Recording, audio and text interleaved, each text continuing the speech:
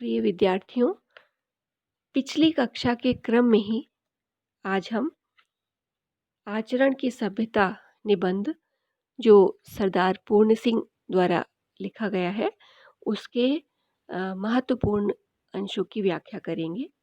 पिछले व्याख्यान में कुछ अंशों की चर्चा की गई थी, व्याख्या की गई थी। उसके आगे के अंश गद्यांशों को आज हम व्याख्यायित करेंगे, आज उनकी व्याख्या करेंगे। अगला व्याख्यांश है, सारे वेद और शास्त्र भी यदि घोलकर पी लिए जाएं तो भी आदर्श आचरण की प्राप्ति नहीं होती। आचरण प्राप्ति की इच्छा रखने वाले को तर्क वितर्क से कुछ भी सहायता नहीं मिलती। शब्द और वाणी तो साधारण जीवन के चोंचले हैं। ये आचरण की गुप्त गुहा में नहीं प्रवेश कर सकते, वहां इनका कुछ भी प्रभाव नहीं पड़ता। इन पंक्तियों में लेखक यह स्पष्ट करते हैं कि आचरण कोई पैतृक संपत्ति नहीं है, विरासत में मिली हुई संपत्ति नहीं है। यही वो लेखक बताना चाहते हैं। वे कहते हैं कि आचरण किसी भी किताब को पढ़कर, सुनकर, उपदेश ग्रंथों का पाठ करके, उनसे संबंधित चर्चा में भाग लेके, इन सब से आचरण की शिक्षा का पाठ वास्तव में मिलता नहीं है। दिखता है कि आचरण में सभ्यता आ गई है, आचरण शुद्ध हो गया है, लेकिन यह सब दिखावा होता है। लेखक के अनुसार आचरण तो जीवन में निरंतर संघर्ष करते करते ही आता है, सुनने से, कहने से नहीं आ सकता। कुछ लोग धार्मिक आचरण के लिए बड़ी बड़ी धार्मिक किताबों का अध्ययन करते हैं, धार्मिक पुस्तकों का संदर्भ देते हैं, उनका अध्ययन करते हैं, पर उससे किसी को कोई लाभ नहीं पहुंचता। वह ऊपर का आडंबर बन के रह जाता है, बल्कि कई बार तो इससे भ्रम भी फैलता है, भ्रम अधिक फैल जाता है, लोग भ्रमित अधिक हो जाते हैं। पुराणों में, ग्रंथों में एक ही बात को कई कई कहानियों के, कई कई कथाओं के माध्यम से बताया जाता है, अलग अलग तरीके से बताया जाता है, तो इससे भी कोई व्यक्ति भ्रमित हो सकता है। और इस तरह कुछ पुस्तकों में सदाचार के नियमों को बताया जाता है और कहा जाता है कि वे किस तरह से व्यक्ति का हित कम करते हैं, अहित अधिक करते हैं, और इस किस तरह का नियम पालन किए जाएं तो व्यक्ति शुद्ध आचरण वाला हो जाएगा। तो यह सब जो है, लेखक ऐसा कहते हैं कि अगर इन सब बातों को अगर कोई घोल कर भी पी ले,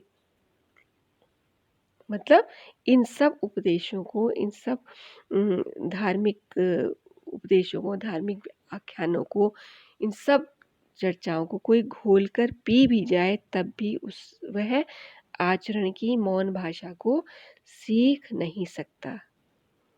हालांकि समाज में कुछ लोग मानते हैं कि आचरण की मौन भाषा तर्क वितर्क से आती है, लेकिन यह भी संभव नहीं है, यह भी गलत है, यह भी उचित नहीं है।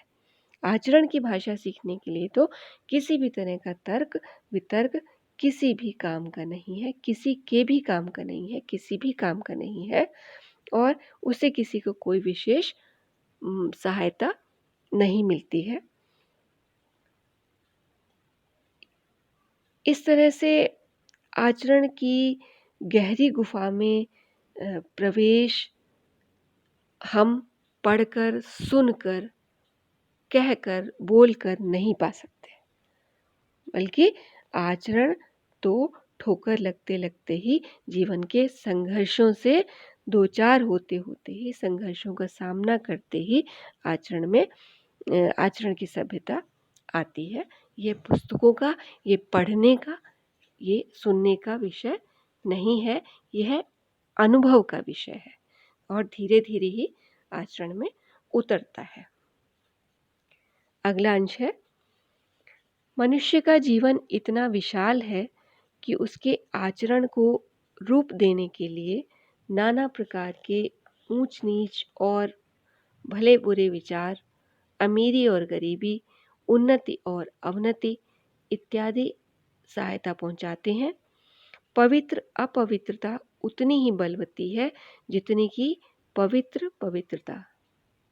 जो कुछ भी जगत में हो रहा है वह केवल आचरण के विकास के अर्थ हो रहा है। अंतरात्मा वही काम करती है जो बाह्य पदार्थों के संयोग का प्रतिबिंब होता है, जिनको हम पवित्रात्मा कहते हैं। क्या पता किन किन कूपों से निकलकर वे अब उदय को प्राप्त हुए हैं, जिनको हम धर्मात्मा कहते हैं। क्या पता है किन किन अधर्मों को करके वे धर्म ज्ञान को पा सके हैं। इस व्याख्या हेतु इस महत्वपूर्ण अंश में लेखक पहले भी कह चुके हैं, जैसा कि आचरण को पुस्तकों से पढ़कर सुनकर नहीं सीखा जा सकता।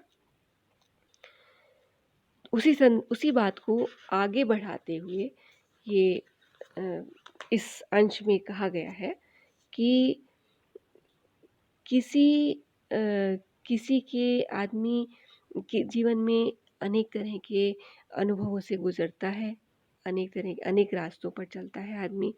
किन्हीं रास्तों पर चलकर तो किसी मार्ग पर चलकर तो वह अच्छा हो जाता है, अच्छा आदमी बन जाता है, और किसी रास्ते पर चलकर वह बुरा आदमी हो जाता है। किसी पर चलकर कोई अमीर बन जाता है तो किसी पर चलकर कोई गरीब बन जाता है। किसी रास्ते पर चलकर कोई उन्नति को पा लेता है तो किसी रास्ते पर चलकर कोई पतन के गर्त में गिर जाता है, पतन के गड्ढे में गिर जाता है। और इस तरह से संसार में जो कुछ भी होता हुआ दिखाई दे रहा है वह सब आचरण के कारण ही है। सब कुछ आचरण के विकास के लिए हो रहा है। मनुष्य की अंतरात्मा व्यक्ति से वही काम करवाती है जो उसे बाहरी वस्तुओं के संयोग से प्रतिबिंबित होता है, जिन्हें हम आज संसार का सबसे अधिक पवित्र आत्मा कह रहे हैं। हो सकता है कि वह कभी संसार का सबसे अधिक अपवित्र रहा हो, ना जाने किन किन पापों को कर चुका हो। तो आज हम इसी तरह से आज हम किसी को संसार का सबसे सभ्य प्राणी मान रहे हैं, तो ना जाने उससे पहले वह कितना बड़ा असभ्य रहा हो। इसलिए यह हम कह सकते हैं कि जो संसार है बहुत ही विस्तृत है। यहाँ पर हर व्यक्ति बहुत से रूपों को बदलता हुआ एक रूप में स्थिर हो जाता है। बहुत से रूपों से आकर किसी एक रूप में स्थिर हो जाता है, प्रतिष्ठित हो जाता है। जो आज का धार्मिक है वह पहले कभी पापी भी हो सकता है, और जो आज पापी है वो कभी पहले धार्मिक भी हो सकता है। इसलिए व्यक्ति के सीखने का कोई भी निश्चित स्थान और समय नहीं होता है। कहीं भी, कहीं से भी, कभी भी वह सीख सकता है।